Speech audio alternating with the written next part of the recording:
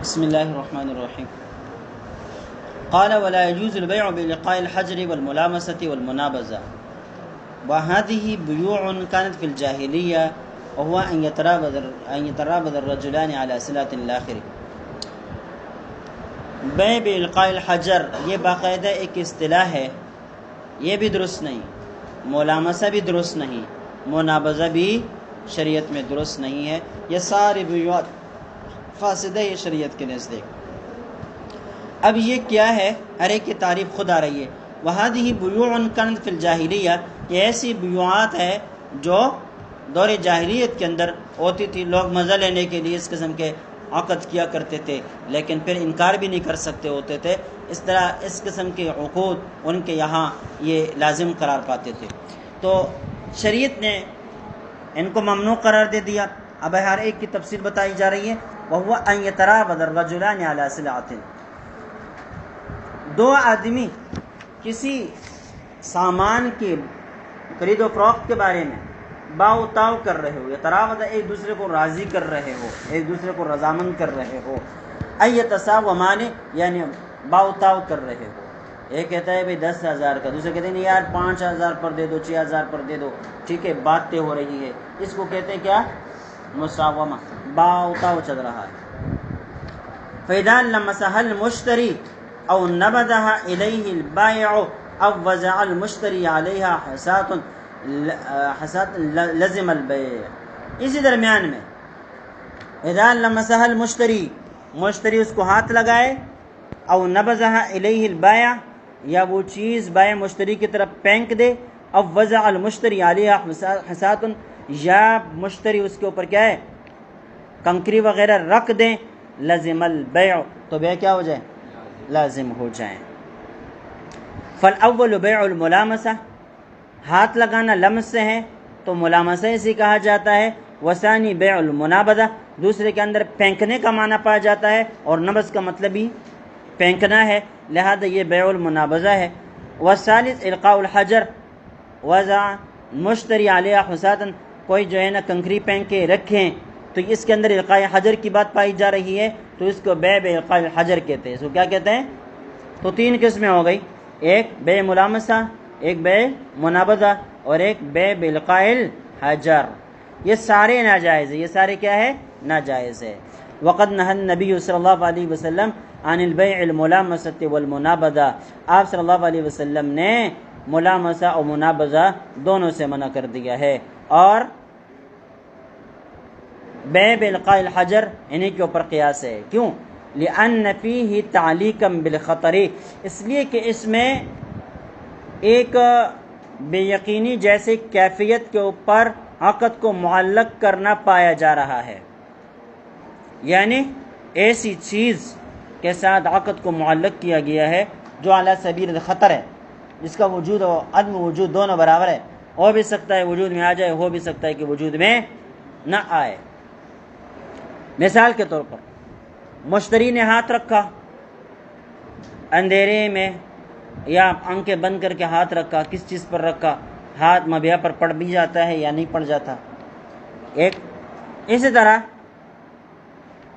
بائع جو ہے وہ مبیع کو پھینک دیتا ہے مشتری کی طرف، وہ پھینکنے کے بعد وہ چیز مشتری تک پہنچ بھی جاتی ہے یا راستے ہی میں ٹوٹ جاتی ہے، کچھ پتہ نہیں، یا اس طرح مشتری کنکری پھینکتا ہے تو وہ جا کے مبیع کو لگ بھی جاتی ہے یا نہیں لگتی، تو اب اس صورت میں جو ہے وہ کوئی یقینی کیفیت نہیں ہے، کوئی یقینی کیفیت نہیں ہے، اس وجہ سے اس بے یقینی کیفیت پر مشتمل جو بیع اور جو عقد ہوگا وہ بھی درست اور جائز نہیں ہوگا۔ ولا يجوز بیع ثوب من ثوبین، 2 کپڑوں میں سے ایک کپڑا لے لینا یہ بھی درست نہیں ہے۔ کیا مطلب، بھئی ان دونوں میں سے کوئی ایک بیچتا ہوں، تعین نہ کرے، یا ان دونوں میں سے کوئی ایک خریدتا ہوں، تعین نہ کرے، تو یہ درست نہیں ہے، لجہالۃ المبیع، اس لیے کہ مبیع مجهول ہے۔ ولو قال على انه بالخيار فی ان یاخذ ایہما شاء، ہاں اگر یہ کہے کہ ان دونوں میں سے ایک لیتا ہوں لیکن مجھے خیار تعین ہوگا، جس کو چاہوں اپنے لیے پسند کروں، جس کو چاہوں اپنے لیے پسند کروں، اور سامنے والا آدمی اس کی اجازت دے دے، بھائی دونوں ہزار روپے کے ہیں، آپ کو جو بھی پسند ہو لے لے، ٹھیک ہے، تو اس مراد میں کوئی مسئلہ نہیں ہے، تو خیار تعین اس کو حاصل رہے گا، پھر جائز البیع استحسانا، استحسان کے پیش نظر یہ بیع جائز ہے، وقد ذکرناہ بفروعہ، اور اس کی پوری تفصیل پہلے خیار و شرط کے باعث میں گزر چکی ہے، ٹھیک ہے۔ ولا يجوز بیع المراعی ولا اجارتها، چراگاہوں کا بیچنا اور انہیں اجارے پر دینا یہ بھی درست اور جائز نہیں ہے۔ والمراد الکلا، بھائی ایک ہے چراگاہ کے نفس زمین، دوسرا ہے اس کے اندر گھاس کو بیچنا اور اجارے پر دینا یہ درست نہیں ہے۔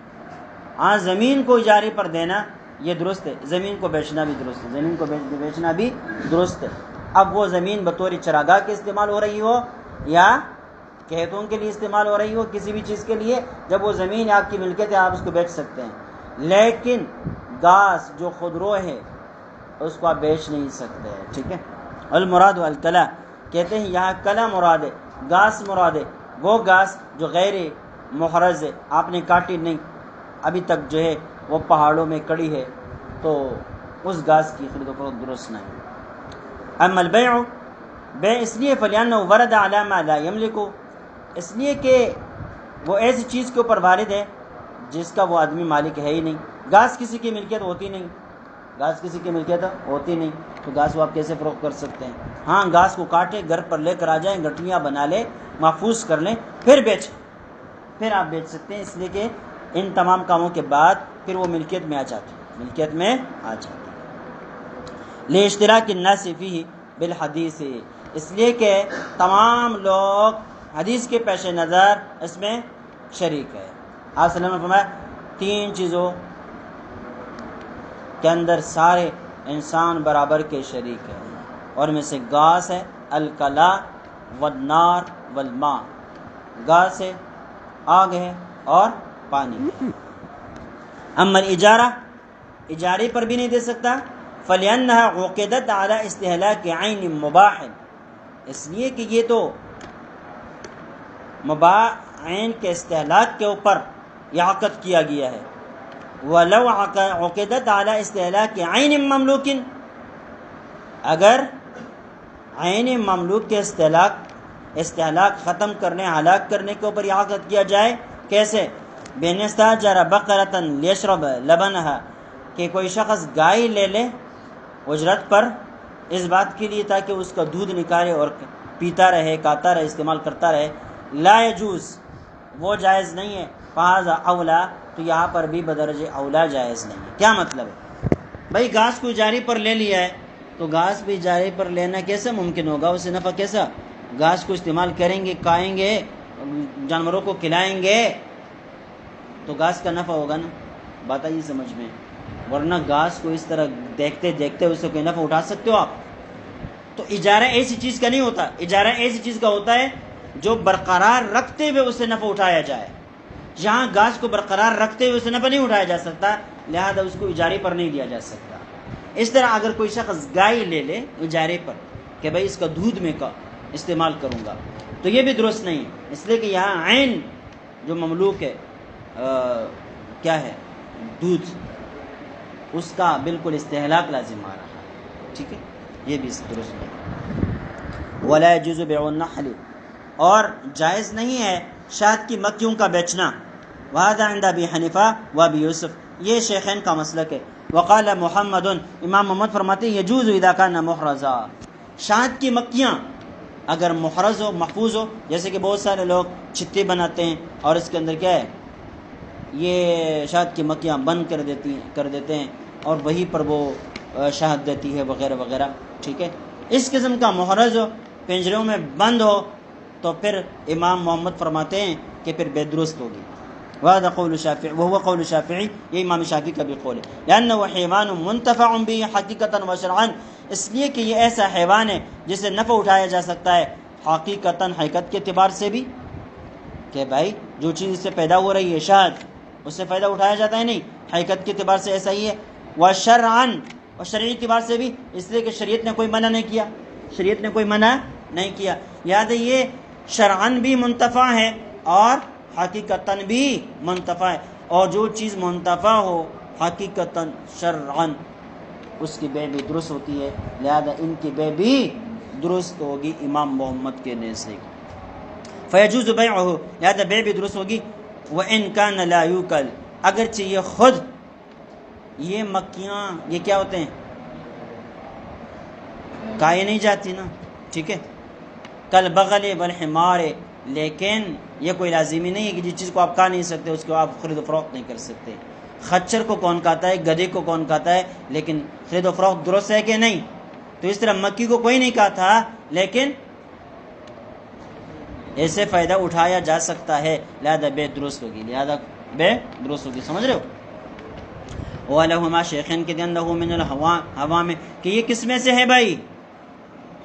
کیڑے مکوڑوں حشرات الارض میں سے ہیں۔ فلا يجوز بیعہ، حشرات الارض کی بے درست نہیں ہے۔ کالزنابیر، جیسے کہ زنبور ہے، بھیڑ، اس کی بے درست نہیں ہے، تو اس طرح ان کی بے بھی درست نہ ہوگی۔ والانتفاع بما یخرج منہ لا بعینہ، امام محمد کو جواب ہے، امام محمد نے فرمایا تھا کہ یہ منتفع بھی ہے لہذا اس کی بے درست ہونی چاہیے، تو جواب دیا یہ منتفع بھی نہیں، ان سے جو چیزیں نکلتی ہے وہ منتفع بھی ہے، خود مکی منتفع بھی نہیں، مکی سے جو چیز شاد نکلتی ہے وہ منتفع بھی ہے۔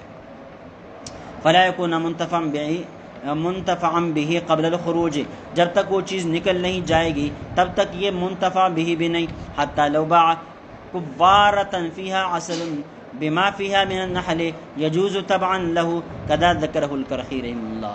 یہی وجہ ہے کہ اگر کوئی شخص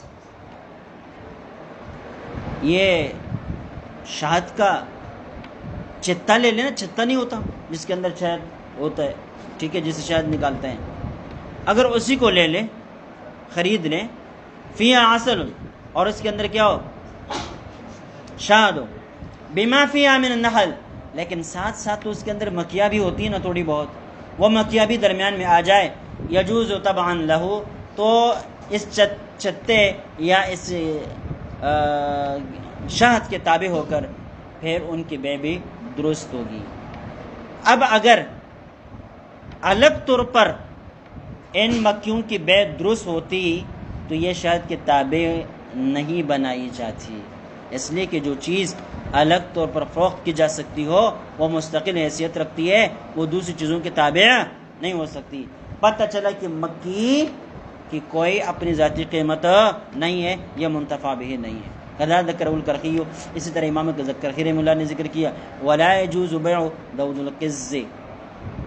القز عند ابی حنیفہ، امام ابو حنیفہ فرماتے ہیں دود القز ریشم کے کیڑے جن سے ریشم پیدا ہوتا ہے۔ بھائی دنیا میں اللہ تعالیٰ نے کوئی چیز ایسے فضول پیدا نہیں کی، کوئی نہ کوئی فائدہ ضرور حاصل ہو رہا ہے۔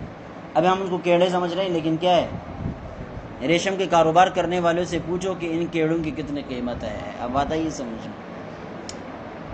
لأنہ من الحوام، اس لیے کہ یہ بھی کس میں سے ہے، حشرات الارض میں سے ہیں۔ وعند ابی یوسف یجوز، امام ابو یوسف فرماتے ہیں کہ ان کے بے درست اذا ظہر فیہ القز تبعا لہ، ہاں اگر ان کیڑوں کے اوپر کیا ہے وہ ریشم ظاہر ہو جائیں تو پھر ریشم کے تابع بنا کر ان کیڑوں کی بے بھی درست ہوگی، ان کیڑوں کی بے درست ہوگی۔ وعند محمد یجوز کیفما کان، امام محمد فرماتے ہیں کہ جیسا بھی ہو درست ہے، لکونہ منتفعا بھی، اس لیے کہ یہ ریشم کے کیڑے منتفع بھی ہے، ان سے نفع اٹھایا جاتا ہے ریشم کی صورت میں۔ گویا کہ تین اقوال ہو گئے، امام صاحب کے نزدیک جائز نہیں، امام ابو یوسف کے نزدیک تب جائز ہے کہ جب ریشم ظاہر ہو گئے ہو، امام محمد کے نزدیک مطلق جائز۔ ولا يجوز بیع بیضہ عند ابی حنیفہ وعندہما یجوز، ریشم کے کیڑے کی کیا انڈے ان کی بے بھی درست نہیں ہے امام صاحب کے نزدیک، وعندہما یجوز، صاحبین کے نزدیک جائز ہے، لمکان ضرورت، ضرورت کے پیش نظر۔ وقیل ابو یوسف مع ابی حنیفہ، بعض حضرات فرماتے ہیں کہ امام ابو یوسف اس معاملے میں امام ابو حنیفہ کے ساتھ ہے، کما فی دود القز، جیسے کہ ریشم کے کیڑوں کے بارے میں امام ابو یوسف رحمہ اللہ کا یہ قول ہے، اس طرح اس کے بارے میں بھی امام ابو یوسف کا یہ قول۔ والحمام اذا علم عددها وامکن تسلیمها جاز بیعها، حمام کبوتر کو کہتے ہیں، اذا علم عددها جب عدد معلوم ہو کتنے کبوتر ہیں، وامکن تسلیمها اور سپردگی بھی ممکن ہو، جاز بیعها تو پھر ان کبوتروں کی بے بھی درست اور جائز ہوگی۔ اس کی تفصیل پہلے گزر چکی کل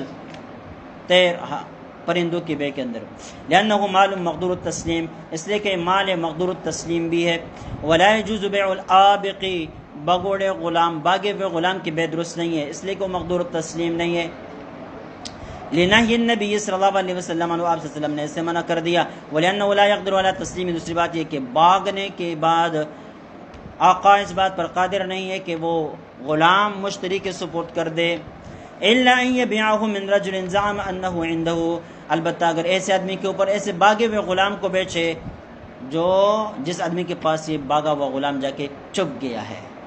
اب آتا ہے یہ سمجھ میں، لأن المنہی بیع آبق مطلق اس لیے کہ یہاں پر اس باغے ہوئے غلام کی بیع کے ممانعات ہے جو مطلق ہو، وهو ان يكون آبقا في حق المتعاقدین اور آبق مطلق وہ ہے جو متعاقدین کے حق میں آبق ہو، دونوں کے حق میں وہ بگوڑا ہو، یعنی مشتری کے ہاں بھی وہ بگوڑا ہے اور بائع کے ہاں بھی وہ بگوڑا ہے، وَهَذَا غَيْرُ آبِقٍ فِي حَقِّ الْمُشْتَرِي اور جو غلام باغ کر مشتری کے حق گھر میں چپ گیا ہے وہ تو بائع کے حق میں بگوڑا ہے لیکن مشتری کے حق میں بگوڑا نہیں ہے، وَلِأَنَّهُ إِذَا كَانَ عِنْدَ الْمُشْتَرِي انْتَفَى الْعَجْزُ عَنِ التَّسْلِيمِ دوسری بات یہ ہے کہ وہ غلام جب باغ کر مشتری کے پاس چلا گیا ہے تو اب جو سپردگی سے عاجزی تھی نا وہ باقی نہیں رہی، بھائی اوپر جو ناجائز تھی بے نا کس وجہ سے کہ وہ مقدور التسلیم نہیں تھا، یہ مقدور التسلیم ہے کیونکہ وہ پہلے سے مشتری کے پاس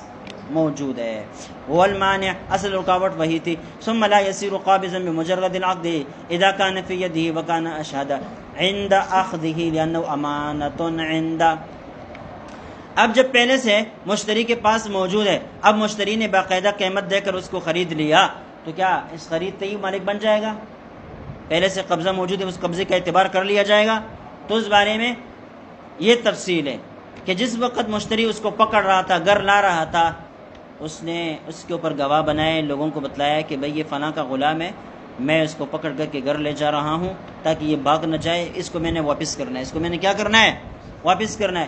اگر اس نے ایسا کر دیا ہو تو پھر یہ غلام چونکہ اس کے پاس امانت ہے عقد کی وجہ سے یہ قبضہ نہیں کہلائے گا بلکہ دوبارہ قبضہ کرنا پڑے گا، وقبض الامانت لا ينوب عن قبض البيع اور امانت کے طور پر جو قبضہ ہوتا ہے وہ بیع کے قبضے کا نائب نہیں بن سکتا، ولو كان لم يشد اگر اس نے گواہ نہ بنائے ہو یجب ان يصير قابضا تو پھر کیا ہے؟ قابض ہو جانا چاہیے، لأنه قبض غصب اس لیے کہ یہ غصب والا قبضہ ہے اور غصب کا قبضہ یہ بے کے قبضے کا قائم مقام بن سکتا ہے، ولو قال هو عند فلان فبيعه مني فباعه لا يجوز اگر مشتری نے کہا کہ تمہارا غلام جو باغا ہوا ہے مجھے پتہ ہے کہ وہ فلاں آدمی کے گھر میں چپ گیا ہے لیکن وہ آئے گا نہیں لہذا آپ اس کو مجھ پر بیچ دو، اس کو مجھ پر بیچ دو، فباعه اس نے بیچ دیا، لا يجوز جائز نہیں ہے، لأنه آبق في حق المتعاقدین اس لیے کہ تیسرے آدمی کے گھر میں موجود ہونے کے باوجود بھی یہ دونوں کے حق میں بگوڑا ہے، دونوں کے حق میں بگوڑا ہے، ولأنه لا يقدر على تسلیمه دوسری بات یہ کہ بائع اس کی سپردگی پر قادر بھی نہیں، ولو باع الآبق ثم عاد من الاباق اگر بگوڑا غلام کو بیچا ثم عاد من الاباق وہ بگوڑے پن سے لوٹ کر واپس گھر آ گیا، لا يتم ذلك العقد تو یہ عقد تام نہیں ہوگا، لأنه وقع باطلا اس لیے کہ عقد اپنی ابتدا سے باطل ہے، لانعدام المحلیہ محلیت نہ ہونے کی وجہ سے، کہ بیع الطیر فی الہواء جیسے کہ ہواؤں میں پرندوں کا بیچنا بعد میں پکڑا بھی جائے تب بھی بے درست نہیں، دوبارہ کرنا پڑے گی۔ وعن ابی حنیفہ انه یتم العقد اذا لم یفسخ امام ابو حنیفہ سے ایک روایت یہ ہے کہ اگر قاضی کے ذریعے سے عقد پسا نہ کیا گیا ہو کہ اس سے پہلے بگوڑا غلام واپس آ گیا تو بے تام ہو جائے گی، لأن العقد انعقد بقیام المالیہ اس لیے کہ عقد مالیت کے موجودگی کے ساتھ منعقد ہو جاتا ہے اور ہو بھی گیا، ٹھیک ہے۔ قال وبيع الطير وهبة جائز وبيع مسيل الماء وهبة باطل، یہاں سے کیا ہو گیا؟ والمانع قد ارتفع یہاں پر جو مانع تھا وہ اڑ گیا ہے، مانع تھا وہ مانع کیا تھا؟ اس کا مقدور تسلیم نہ ہونا، اب وہ مقدور تسلیم بن گیا ہے. والعجز عن التسلیم، اور وہ سپردگی سے عاجز ہونا ہے، اور اب سپردگی سے عاجز ہونا باقی نہیں رہا. کما اذا ابقى بعد البيع، ایسا ہے جیسے کہ بے کے بعد وہ کیا ہو جائے، باغ جائے. وهكذا يروى عن محمد، اسی طرح امام محمد رحمہ اللہ سے بھی روایت ہے. یعنی جس طرح امام ابو حنیفہ کا مسلک ہے اس طرح امام محمد رحمہ اللہ کا بھی مسلک ہے. ولا بیع لبن امرات فی قدح، پیالے کے اندر عورت کا دودھ نکال کر کے بیچنا بھی درست نہیں ہے. لہذا دور حاضر کے اندر جو ملک بینک بنے ہوئے ہیں ان کی ان کا کاروبار کرنا درست نہیں ہے. ہمارے ہاں تو خون کے بینک ہے، بلڈ بینک تو ہے، اور اس کی جو جواز کی کوئی نہ کوئی صورت بھی ہے، لیکن ملک بینک کی اجازت نہیں ہے. باہر ممالک میں بڑا کاروبار ہے بھائی، کیونکہ وہاں عورت کو صرف اور صرف جنسی تلذذ کے لیے استعمال کیا جاتا ہے اور کچھ ہے ہی نہیں. وہاں عورت کمانا بھی اس کی ذمہ داری ہے، بچوں کا پالنا بھی اس کی ذمہ داری ہے، گھر کا کرایہ دینا بھی اس کی اپنی ذمہ داری، سارے کام خود کرنے پڑتے ہیں، اور مردوں کو صرف لذت دیتی ہے اور کچھ نہیں. بتائیے سمجھ. اس وجہ سے وہ بیچاری اپنے پیٹ پالنے کے لیے کبھی کبھی ایسے کام کر دیتی ہے، اپنے جسم کے وہ اعضاء بیچتی ہے، یا جو ہے نا یہ نہ ہو تو جسم فروشی کرتی ہے، بدکاریاں کرواتی ہے، پیسے کماتی ہے، اور یہ نہ ہو تو کیا ہے پھر اپنا دودھ بیچتی ہے. اب بات آئی سمجھ میں. اپنے بچے تو چلڈرن ہاؤسز میں ڈال دیے، اور جو دودھ ہے وہ بینکوں میں دے کے اس پر پیسے کما رہی ہے. اب بات آئی سمجھ میں. تو یہ سارے انسانیت کی تذلیل ہے، اور یہ سب کچھ حقوق النسواء کے نام پر ہو رہا ہے. بڑا کاروبار بن گیا ہے کہ عورتیں اپنے کو دوسرے کو فروخت کر دیتی ہے. جو عورت مالدار ہے اور بڑے اشخاص کی، بڑے بڑے لوگوں کی بیٹیاں ہیں، بچے پیدا نہیں کرنا چاہتی، لیکن بغیر بچے گود لیے بھی رہنا نہیں چاہتی، تو وہ کیا کرتی ہے، اپنے شوہروں کے لیے کسی اور عورت کے کوک کو کرائے پر حاصل کرتی ہے. اب پیٹ کسی اور عورت کا ہے، اس میں بچہ پیدا ہوتا ہے، اور پھر پیدا ہوتے ہی کیا ہے دوسرا جوڑا اس کو لے کے اٹھا لیتا ہے، اور اس کو 9 مہینے کی یہ تکلیف اٹھانا ہے وغیرہ کے کیا ہے 50,000 لاکھ روپے کرایہ دے دیتے ہیں، اور بچہ اٹھا کے لے جاتے ہیں. یہ ہے مسئلہ. تو یہ وہاں پر انسانیت کی تذلیل. تو ملک بینک بھی بنے ہوئے ہیں، تو شریعت میں ملک بینک کا تصور نہیں ہے، ملک بینک کا کوئی تصور نہیں ہے. عورتوں کی ملک دودھ کی بات کر رہا ہوں، ورنہ باقی تو دکان تو بنے ہوئے ملک کے. تو اگر عورت کے دودھ کو پیالے کے اندر ڈال کر فروخت کیا جائے تو یہ درست نہیں ہے. وقال الشافعی يجوز بيع، امام شافعی فرماتے ہیں اس کی بیع درست ہے. لأنه مشروب طاہر، اس لیے کہ یہ طاہر، مشروب طاہر.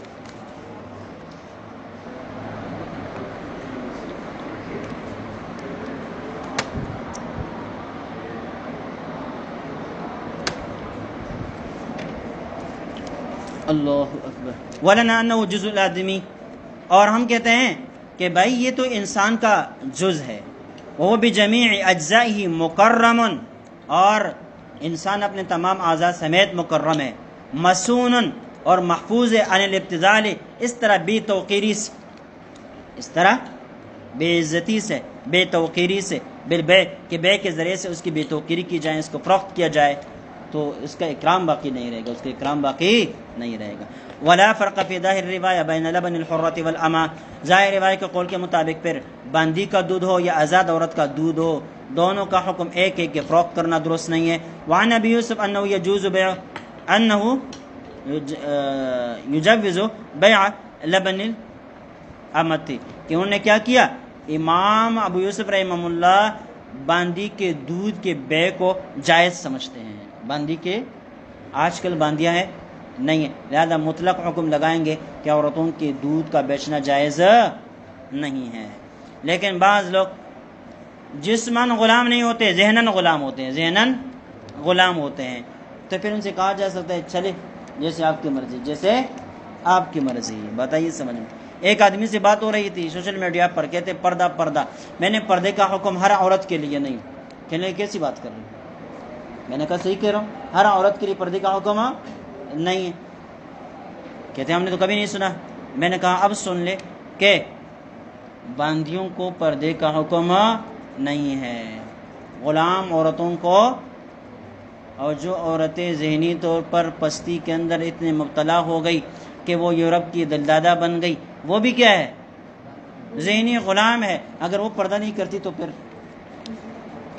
رہنے دے، ان کے ساتھ بحث مباحثہ نہ کرے، ان کو باندیوں کے لسٹ میں ڈال دے، ان کو باندیوں کے لسٹ میں ڈال دے، بس جان چھوٹ جائے. وہ جانے، ان کا رب جانے کیا معاملہ ہوگا کیا نہیں ہوگا، لیکن آپ کا درد سر اتر جائے گا. آپ ان سے کہتے ہیں کہ بھائی آپ مانتی یا نہیں مانتی، ہم اور دلائل آپ کو نہیں دیں گے. اب بات آئی سمجھ. لأنه يجوز إراد العقد على نفسها، اس لیے کہ یہ جائز ہے کہ وہ نفس سے باندی کے اوپر عقد واقع کر دیا جائے. امام ابو یوسف فرماتے ہیں فقدا علی جزئها، تو اس طرح اس کے جز کے اوپر بھی عقد کو لاگو کیا جا سکتا ہے. کیا مطلب ہے؟ بتلانا یہ چاہ رہے ہیں کہ جس طرح باندی کو فروخت کیا جا سکتا ہے، تو باندی کو جو فروخت کیا جا سکتا ہے تو دودھ تو اسی باندی کا ایک جز ہے، اس کو بدرجہ اولا فروخت کیا جا سکے گا. کون کہتا ہے؟ امام ابو یوسف کہتے ہیں. قلنا، ہم کہتے ہیں الرق قد حل نفسا، ہم کہتے ہیں کہ غلامی تو اس کے نفس کے اندر سرایت کر گئی ہے، لیکن اما اللبن فلا رق فی، دودھ کے اندر غلامی نہیں ہوا کرتی. لأنه يختص بمحل يتحقق فيه القوة التي هي ضدہ، اس لیے کہ یہ غلامی وہاں متحقق ہوتی ہے جس کے اندر کیا ہو؟ يتحقق فيه القوة التي، جس کے اندر وہ قوت متحقق ہو جو اس غلامی کی ضد ہے، غلامی کی ضد ہے.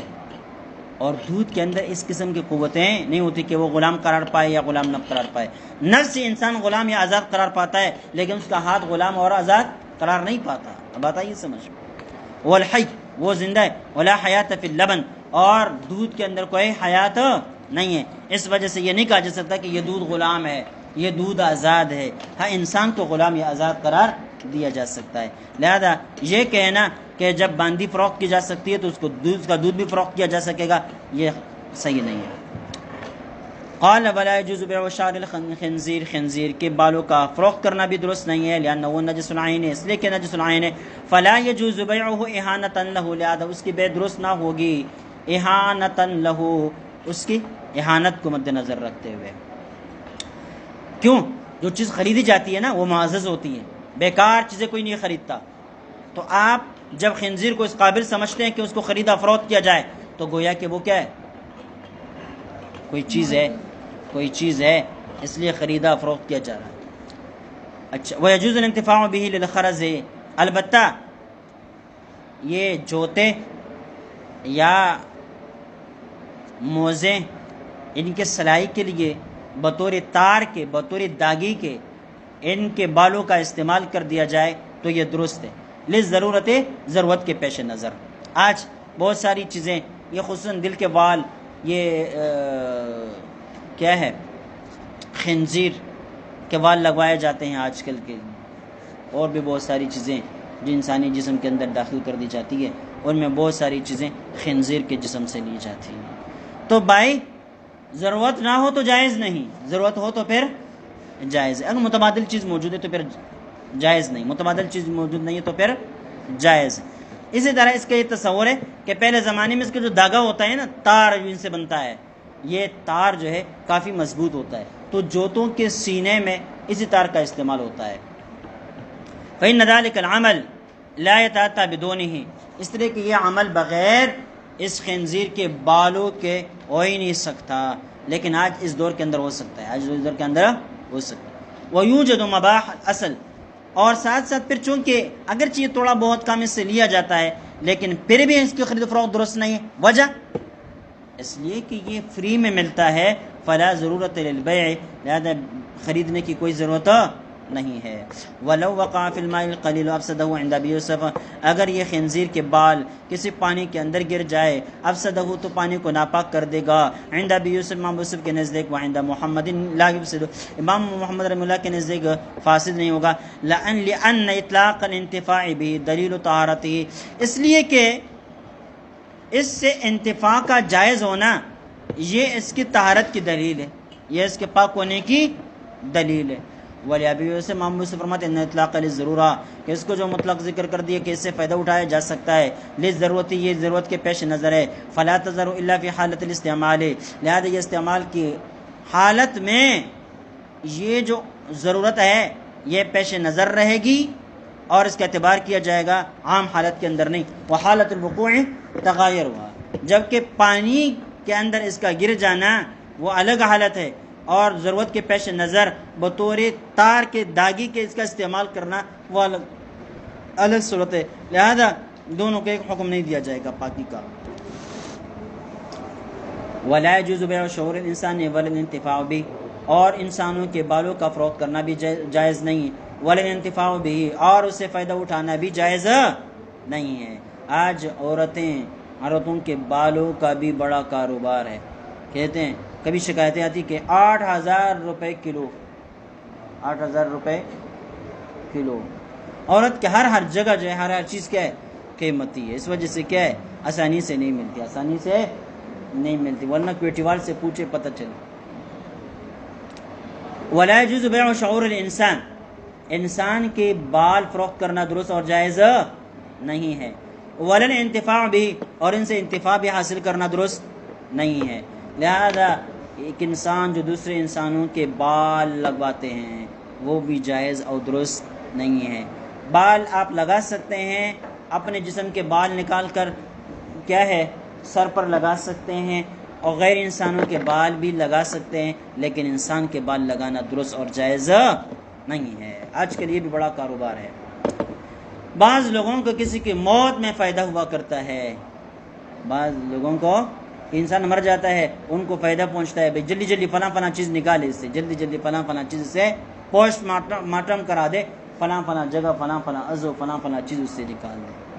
چین والے تو اپنے جو فوجی ساتھی ہوتے ہیں جب وہ زخمی ہو جاتے ہیں، قتل ہو جاتے ہیں، فوراً اس کو پکڑ کر کے کیا ہے بھون کر کھانا شروع کر دیتے ہیں۔ یہ بھی انسانیت ہے، یہ بھی انسانیت ہے۔ اللہ اکبر۔ دین سے جو دوری ہوئی تو پھر یہی نتیجہ نکلتا ہے۔ میں نے ایک ویڈیو دیکھی جہاں پر بہت سارے بکریاں اور جو ہے نا وہ گائیں لٹکائی ہوئی تھی، دو انسان بھی ٹھیک ٹھاک صحیح سالم نوجوان لائے گئے اور وہ بھی وہاں پر لٹکا کر ذبح کر دیے گئے جانوروں کے ساتھ، کیونکہ ان کی بھی خرید و فروخت ہوتی ہے۔ اللہ اکبر۔ لأن الآدمی مکرم لا اور پھر دکانوں کے اندر ان کا گوشت بکتا ہے، اور خریدنے والے بھی کون ہیں؟ انسان۔ اور پھر بھی کہتے ہیں کہ مسلمان مجرم ہے، تنگ نظر ہے، انسانیت کے دشمن ہے، اور یہ ساری باتیں ان کے اندر موجود ہیں۔ اور یہ اصول ہے، جو جرم کا آپ کے اندر موجود ہوگا نا اسی جرم کا ہر کوئی فرد آپ کو مجرم نظر آئے گا، اسی جرم کا الزام آپ ہر کسی کے اوپر لگاؤ گے۔ خود نظر پاک صاف ہے تو آپ کسی کے اوپر اس قسم کا الزام بھی نہیں لگائیں گے، جرم کی نسبتیں بھی کسی کی طرف نہیں کریں گے۔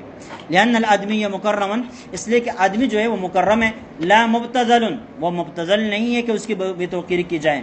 فلا يجوز ان يكون شيء من اجزائه مهانا مبتذلا، لہذا یہ جائز نہیں ہے کہ انسان کے اعضاء میں سے کوئی جز مہان اس کی توہین کی جائے، مبتذل بے توقیر کی جائے۔ وقد قال علیہ السلام لعن اللہ الواصلہ والمستوصلہ، کہ اللہ رب العزت کی لعنت ہے کس پر؟ الواصلہ والمستوصلہ، بالوں کو جوڑنے والی اور جڑوانے والی دونوں کے اوپر اللہ کی لعنت ہے۔ وجہ اس لیے کہ اس زمانے میں بھی بال دوسرے انسانوں کے بالوں کے ساتھ جڑوا دیے جاتے تھے، تو اس کے اوپر لعنت ہے۔ لعنت ہونے کی وجہ کہ انسان کے بال اپنے بالوں کے ساتھ جوڑتے تھے، ٹھیک ہے۔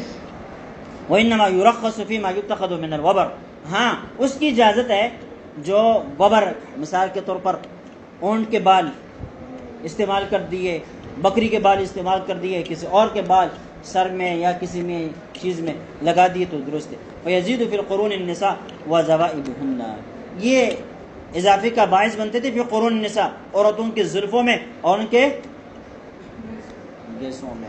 اب بتائیے سمجھ میں، یہ